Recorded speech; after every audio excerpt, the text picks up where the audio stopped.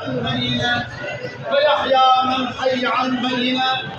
أشهد أنك يا مولاي يا أمير المؤمنين وراثة نفس المنتجبين وسيد الصديقين وصابر الممتحنين، وأنك حكم الله في أرضه وقاضي أمره وباب حكمته وعاقد عهده والناطق بوعده والحج الموصول بينه وبين عباده وكهف النجاة ومنهاج التقى والجلدة العليا والمؤمن القاضي الأعلى في مرتبة بالأواز. يا أمير المؤمنين يا أمير المؤمنين يا أمير